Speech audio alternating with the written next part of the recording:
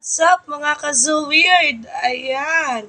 Ah, Marami po kasing nagre-request na gusto daw nila ako makilala. Mag-video daw ako kahit kaunti.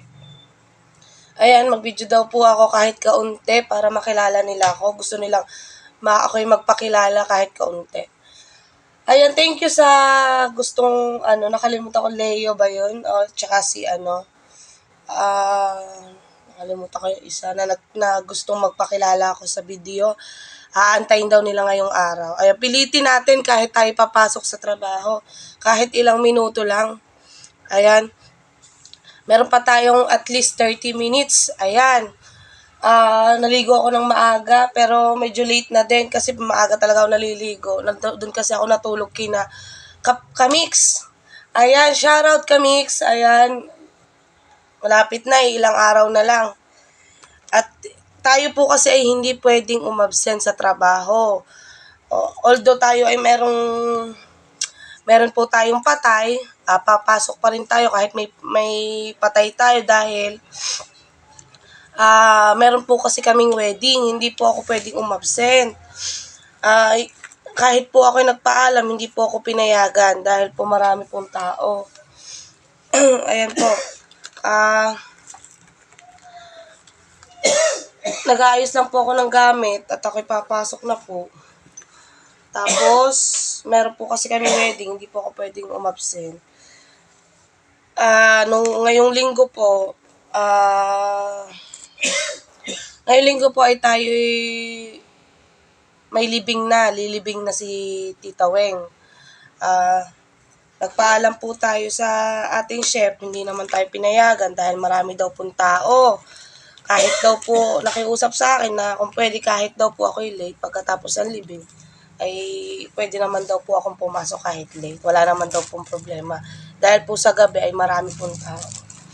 Ayan, sa mga gusto pong nagtatanong po sa akin, ayan, ako po ay si Jessa Rosales Sabeniano. Ako po ay taga Barangay Bukanan, Nasugbu, Batangas. Ako po ay pinanganak sa Paranaque. Taga Tambo po kami. Ang tatay ko po ay taga Tambo, ang nanay ko po ay taga dito sa Nasugbu. Ang nanay ko po ay kapatid nila Nanay Sale, ni Mama Sale, at ng nanay po ni Jamie, nanay po ni Kahaw, magkakapatid po yan, at nanay po ni Badiday. Ayan po. Ako po ay pinanganak noong September 17, 1996 at ako po ay 28 years old na ngayon. Ako po ay single mom. Hiwalay po ako sa asawa ko. Meron po ako isang anak na babae. Ayan, siya po ay magte-10 years old ngayong May 10. Ako po ay nagtatrabaho sa Punta Puego as a pastry chef. Ayan, tayo po kailangan po natin maghanap buhay. Dahil po tayo ay nag-iisa lang na binubuhay natin yung anak natin. Wala po tayong katuwang. Ang dati ko po kasing asawa ay yung kapatid ni Hana. Ayan. Hindi ko naman talaga pinipilit na magbigay. Kung mo talagang gusto niya magbigay, wala nang problema. Pero okay lang naman sa akin kahit hiramin niya yung anak ko. At ang maghahalaga kasi sa akin, tahimik na lang. Wala nang gulo, wala nang away, wala nang kahit ano. Ayan po. So, ako po ay nag-umpisa na mag-YT noong August pa po. Ayan, ang nag-push po sa akin mag-YT ay si Tatay Gado. Ako po ay nakilala ni Tatay Gado dahil kay Mama Sang. Dahil si Mama Sang po ay pinsan ko. Pinsan ko po si Mama Sang. Nag-inom po si Mama Sang dito, tapos hanggang sa magkausap sila ni Tatay Gado, natuwa sa akin si Tatay Gado dahil may potential daw akong mag-YT dahil madaldal daw ako.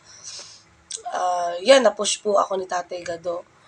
Hanggang sa sinuportahan po ako niya, hanggang sa marami po tayo naging kaibigan, marami tayong nakilala. So, although nandito po ako sa Bukana, marami po akong pinsan na vlogger, hindi po ako lumapit dahil po nahihiya po ako. Noong una po kasi nahihiya po talaga ako, ayaw ko po talaga lumapit dahil nahihiya pa ako. Medyo ano pa ako, parang nagdadalawang isip pa po na mag-YT, yan. Tapos po, kaya po ako hindi nalapit din kay Kuya Jeff dahil nahihiya din po ako dahil hindi naman po kami ganun ka-close dati. Pero kilala naman na po niya ako dahil nakikita naman niya ako. Ay hindi lang po kami yung katulad nung nag-uusap, nagaganyan. Hindi po kami ganun ka-close. Kaya hindi po ako lumalapit o hindi po ako basta yun po, nakilala po ako sa YT dahil pinush po ako ni Tatay Gado. Shoutout Tatay Gado, love you po, love you at Nanay Pinkay, love you at Tatay Gado. Ingat po kayo palagi. Ayan. Ayan po ang nag-push sa akin si Tatay Gado. Hanggang marami na po akong nakilala na mga supporter na solid supporter, kaibigan, di lang po supporter, kaibigan, na lalo-lalo na po kay James, shoutout. Tito Dante, shoutout. Eltras Gordon, ayan po ang unang-una kong naging kaibigan. Tita Marisa, I love you po. Ayan, sila po ang unang-una kong naging kaibigan sa YT. Ayan, sila po ang unang-unang sumuporta sa akin. Kuya Joel de Guzman, shoutout. Si Tropang LC, shoutout. Ayan po ang mga unang-unang sumuporta sa akin. Although marami naman po tayong talagang naging kaibigan, naging kalapit sa YT dahil sa pagpapakilala, sa pagpapasok natin sa mga live, sa pagdidikitan, marami tayong naging kaibigan. Pero syempre, meron talaga tayong naging kaibigan sa YT na hindi naman natin nakikita sa personal, hindi naman natin talaga kaibigan na na nakakausap palagi. Pero po sila po talaga yung naging kaibigan ko na lahat alam na sa buhay, lahat na alam na nila ang buhay ko dahil simula't umpisa sa pagbablog ko, nandun na sila. Hanggang ngayon, nandun na po sila. Ayan. Hindi po nila ako iniwan kahit napatigil ako sa YT dahil naging busy. Marami nangyari, maraming hindi magagandang nangyari, maraming mas maganda ding nangyari. So, marami pong nangyari pero patuloy pa rin po tayo sa buhay dahil syempre meron pong umaasa sa atin. Meron akong anak na pinapaaral ko mag-isa lang. Meron akong anak na sinusuportahan ng ako lang po, hindi po tayo pwedeng tumigil. Kaya po kahit nagwa-YT ako, nagtatrabaho pa rin ako. Minsan pagod, pinipilit natin mag-live dahil syempre, sayang din kasi natakbo na yung watch hour natin, maraming nagsusuporta sa atin. Ayan. Maraming pong salamat Kuya Jeff, Idol Jumper Sniper sa binigay niyo po pagkakataon sa akin na makilala po sa YT. Dahil kung hindi po dahil sa inyo, parang gusto ko na rin kasing tumigil eh. Dahil lately po, marami pong nangyari. Medyo parang nawalan na ako ng gana dahil maraming nawala sa akin, maraming nagtampo, basta ang hirap po magsalita. Pero pinipilit po nating mag-YT. Nung nakaraan, parang sabi ko, magwa-YT pa ba ako? Kasi parang wala na naniniwala wala nang sumusuporta dahil nawala na yung mga kaibigan ko. Parang nagdalawang isip po ako na mag-YT. Hanggang sa yun nga, namatay nga si Tita Weng. Tapos nakilala ako ni Kuya Jeff na ako yung mali-mali din dahil mga tiyahin ko po yung mali-mali.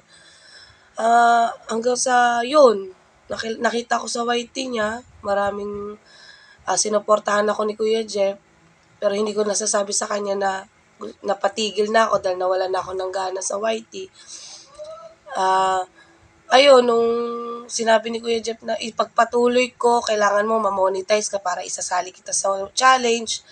Susuportahan kita, mag-upload ka ng video mo, i-share ko, para mabilis ka mamoni, para pag namoni ka, isasali kita sa challenge. Sabi niya, kaya-kaya mo yan, galingan mo, sabi sa akin. Sabi ko, siguro sign to ni Lord para ipagpatuloy ko na yung naitigil ko. Meron man nawala, meron dumating, meron man nawala, pero okay lang po. At least, naging totoo tayo sa sarili natin. Kung hindi po tayo talaga pinalad o hindi po para sa atin, di pagpatuloy lang natin yung buhay, di ba? Ayan, maraming salamat po Kuya Jeff sa sa binigay niyo po sa akin na pagkakataon para ipagpatuloy ko po ang YT. Sana po suportahan niyo po akong lahat. Sana po wag po kayong magsawa sa akin na alam ko po na marami natutuwa, alam ko po maraming hindi natutuwa dyan. Siyempre, pagpatuloy pa rin natin kahit maraming hindi natutuwa sa atin, maraming natutuwa. Ayan, maraming po salamat sa lahat ng na laging nasuporta sa akin, sa mga bagong kaibigan, sa mga solid supporters ni Kuya Jeff na nasuporta din sa akin. Maraming salamat. Sana nga mabasa ni Kuya Jeff yung request nyo na isama ako sa sa pag announce dun sa kanyang Skyflakes. Sana. Kaya lang wala si Kuya Jeff na umalis sila, nag-ride sila. Ay, ingat kayo Kuya Jeff pala sa inyong gala, sa inyong tatahakin. Ingat po kayo. Ayan, ako'y hindi ko po alam kung anong masasabi ko, pero gusto rin nating gusto ko rin kasing ang tawag doon yung reaction video doon sa in-upload ni Kuya Jeff na gulat serye. Nagulat serye, guys.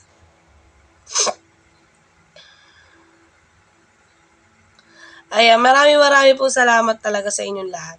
Try natin manood ng reaction video natin doon.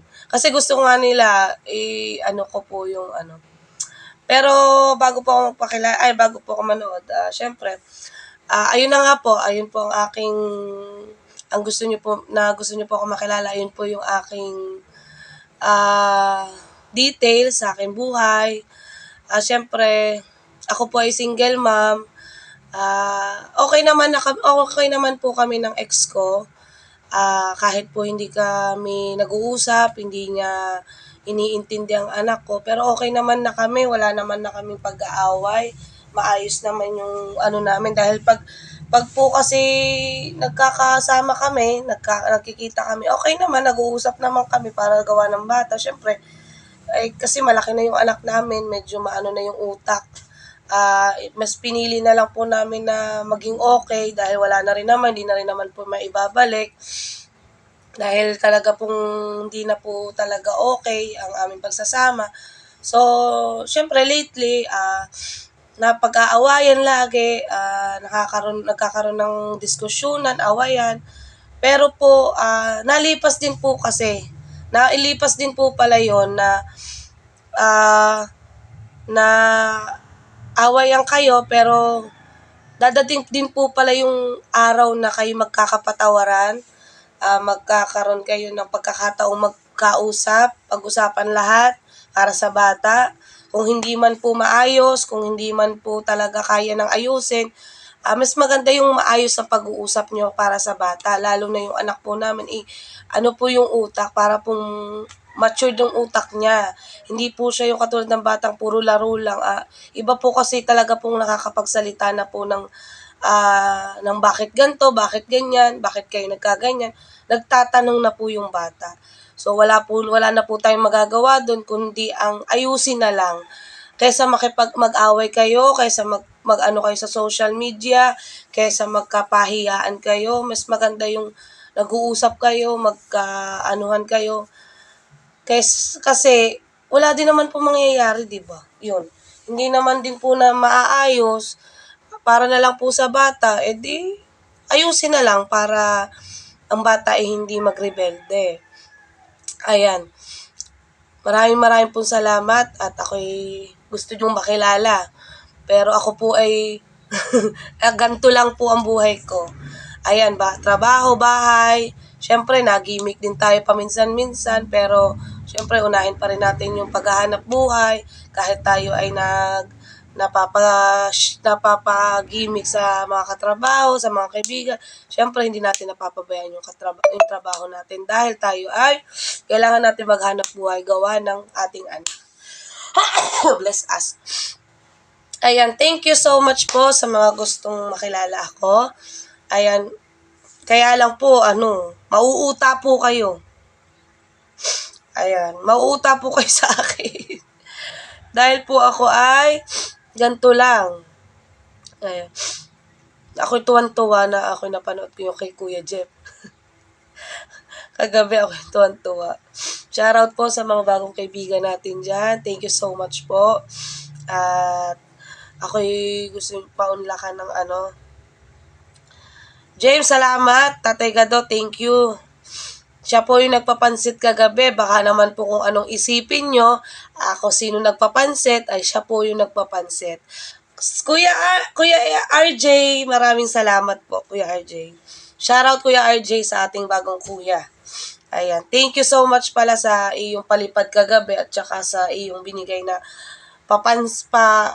pangkain. Kaya lang ang gagawin po natin ay kaysa ikain namin ni Marjorie, ibibili na lang po natin ng panlahok sa mga pansit or pangsopas dun sa patay, kesa naman po ikain lang namin ni Marjorie, di ibibili na lang po natin ng panlahok para lahat po tayo ay makakain.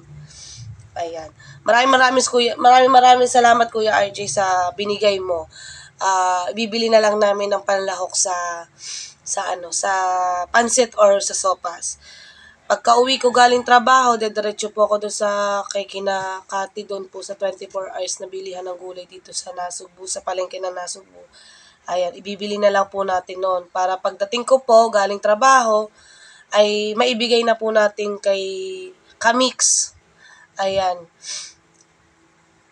Nakakaawa po din ng sobrang naaawa ako sa aking pinsan dahil nag-iisa na sa buhay.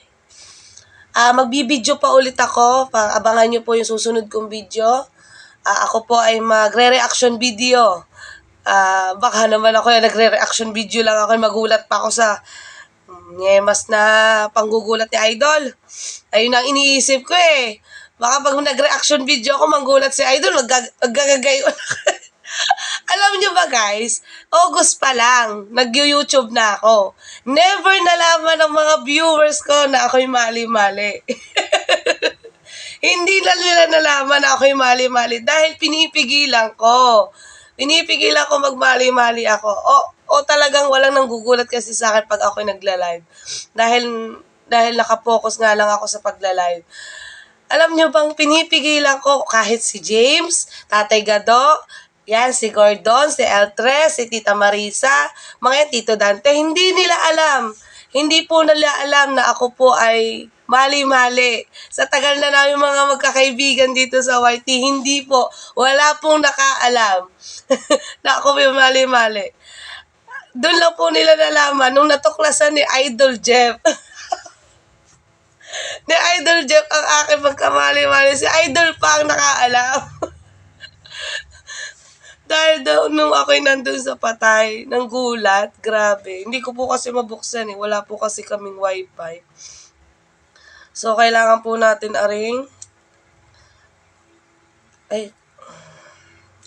tatanggalin po natin yung SIM. Kasi po yung SIM, ikakabit ko po sa aking cellphone. Dahil po, ang GCash ko po ay nandito. Nandito po kasi ang GCash ko sa sa cellphone ng anak ko. Kasi po yung SIM ng anak ko ang ginamit kong pan-GCash.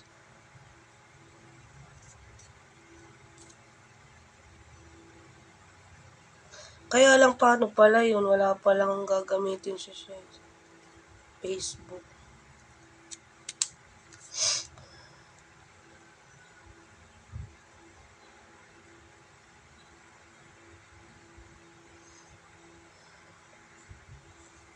Kukunin natin yung SIM at lilipat natin din sa akin.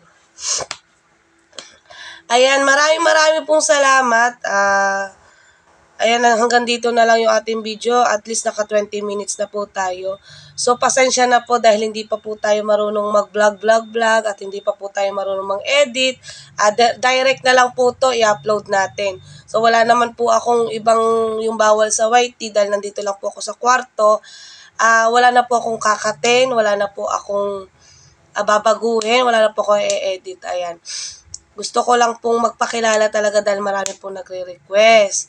Marami pong gusto ako makilala dahil marami tayong bagong mga kaibigan. Ayan, maraming pong salamat sa mga nanood ng aking video. Ayan, sana sa susunod na video panoorin nyo. Magbablog po ako ng reaction video ko sa mga video, sa mga video na pinupload ni Idol Jeff. Magre-reaction video tayo doon. Ayan, abangan nyo po yon. Baka po ako'y magulat kahit ako'y nanonood lang. Ayan, thank you so much po sa inyong lahat. Naka 20 minutes na po tayo. Maraming pong salamat. Sana sa mga susunod kong video, sa susunod kong vlog, sa susunod kong live, sana suportahan niyo po ako. Kahit po ako'y wala, hindi nakakapunta sa dagat, kina Idol Jeff, sana suportahan niyo pa rin po ako. Dahil po malaking tulong po sa akin yun. Para po sa akin malaking tulong. Kung sakali tayo mamoni, malaki pong tulong yun dahil tayo ay may anak na sinusuportahan. Ayan, maraming pong salamat at hanggang dito na lang po ang aking video. Tayo naka 20 minutes na. Sana nagustuhan niyo po yung aking pagpapakilala kahit wala pong kwenta. Ayan, thank you so much po at ako'y papasok pa. Maraming pong salamat sa ating mga bagong kaibigan, sa mga supporters natin dyan. Lalo na po sa ating Tatay Gado. Ayan, I love you Tatay at Nanay Pinka. I love you po, ingat po palagi dyan sa LA. Ayan, sa ating kaibigan, James, sa ating Tito Dante, I love you dyan. Sa ating kaibigan James, ayan, love you dyan. Ingat palagi dyan sa work nyo. Gordon, love you po. Elche, salamat at hindi ka pa rin nawawala sa aking Kuya Joel, maraming po salamat. At sa ating bagong Kuya RJ! Ayan, ingat ka palagi dyan, Kuya RJ. Maraming salamat sa iyong binigay. Ayan, hanggang dito na lang po at tayo po'y papasok pa. At try natin mamaya. Magla-live po ulit tayo mamaya. At sana ma-upload ko na to ngayong araw na to. Maraming salamat po. I love you guys and God bless everyone. Bye-bye!